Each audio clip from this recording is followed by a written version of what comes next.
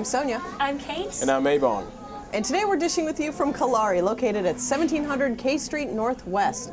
And I love it here. It's very Greek. It's very, yeah, and there's a little section that you can't see, but right behind us is a whole little sort of like market section that I like. I'm going to check that out later. We got our own fish. And our guest today is Jimmy Lange, who is a WBC junior middleweight continental champion. So tell us about the atmosphere at a particular fight that you'd have here. You know, what's it like to fight in DC? Yeah. You know, I've really come to enjoy fighting here. This is my hometown. Bringing boxing to Virginia, the fans are crazy.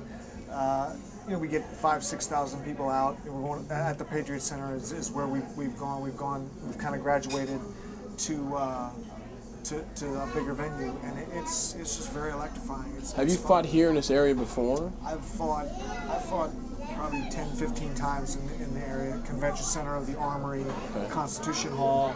Okay, you don't really look like a boxer. Can I say it's that? It's because he doesn't have his shirt off. That's well, what. Okay, maybe because you don't have your shirt off, but also you don't have any cuts. You have such a pretty face. I mean, how do you keep people from hitting you? Is that what your mom face? says to you? Don't fight. Move your head.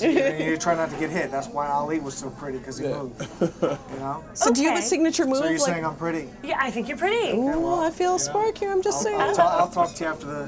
Nice. Do you have a signature move like Ali speaking of? Like, do you have like a thing, a shuffle, or you just hit him when it counts? No, you know, signature moves are a little hard to come by in boxing. You know, I'm just a big. I fight when the other guy wants to move, and I move when the other guy wants to fight. You know, I kind of try to impose myself on him. When did you realize that you were a fighter? And maybe a lover, I'm not sure, but just for this interview, a fighter. I'm both. It depends on what time it is. When I really figured out I wanted to be a boxer, we were at the Kennedy Center, and it was an AIDS benefit, okay? That's what friends are for.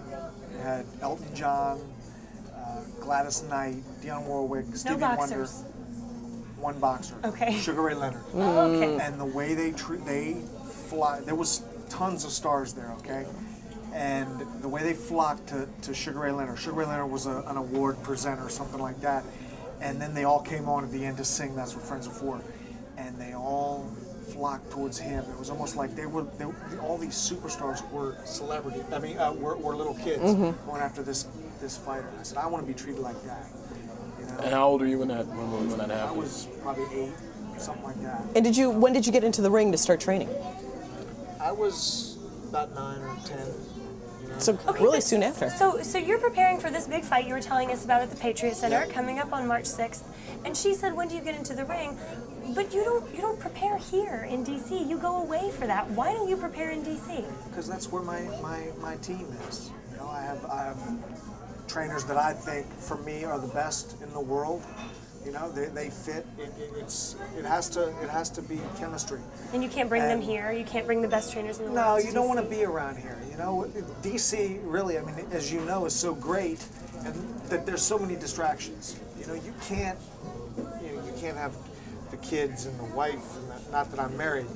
The kids. I got a handhold there. The kids and the wife and the everyday life get in your way. I mean, everything has to be zoned in on boxing when you're training, including your hair. Have to get away. Yes. Now tell us about that. I want to know about this because we're both on the haircut thing. So tell us your hairstyle and how it may change. I apologize for my shaggy. Yeah, God, it's like a hippie sitting at this table. Just because I usually don't cut my hair this far out from a fight. I wait and it grows, obviously. Is it a ritual? Good luck charm? Yeah. No. It's just I'm very superstitious about everything. You know, okay. Everything. You know. Much like a baseball player. Very much like. What other superstitions do you have Yeah. as you prepare for your fight? Just routine. Do you have to wear the same socks every day? You know. No. It's just the routine of everything. You know the order of things. Okay. You know, very boring stuff, and tedious, but. But so it puts you in the zone. The routine. Yeah. So if we brought out some scissors and we just cut it here right now, that would totally throw you off. Oh, he'd knock you He'd have to out. fight us. I'm joking. He would have to immediately fight us. Don't worry, you we won't too. do it. It just wouldn't look. It wouldn't look very good for the next month or so because I wouldn't mess with it after you cut it. Okay, all right. Little Have a patch. big patch. Yeah. So what are some of the other routine things that you always do? You always wear the same. I think you were telling us you always try to wear the same kind of clothes. You have a sponsor that sponsors you. Yeah,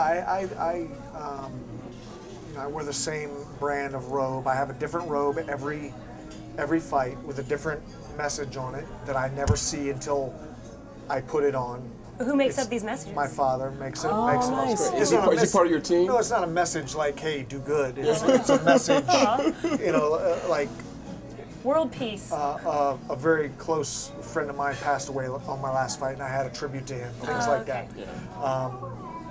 And just things like that. You know. So what is your record? You said you have a robe for each fight, and from what we heard earlier, your record is 32, 3, and 2. wow. So those are a lot of robes. Yeah, with 21 knockouts. That's 32 wins. 32 wins, 3 losses, and 2 draws. Wow. Yeah. That's a lot of robes. Yeah. So But what do you do with them? Yeah, exactly. I give them away. I keep them. Auction them off. Auction them off for charity. We eBay. have, yeah, we did. We that when we fought at the Constitution Hall, we did for Make a Wish. You know, just Now, I some don't of have our a specific viewers thing. may be looking at you thinking, I have seen that guy before. Where have I seen that guy? And then they go, oh, Cops. no, the Contender. When I was watching the yeah. Contender. What was that like? It was pretty like Twilight Zone-ish, you know. You were just a we were bunch living of with, boxers. with my hero Ray Leonard and Sylvester Stallone, you know, and you would have we shot it in Hollywood.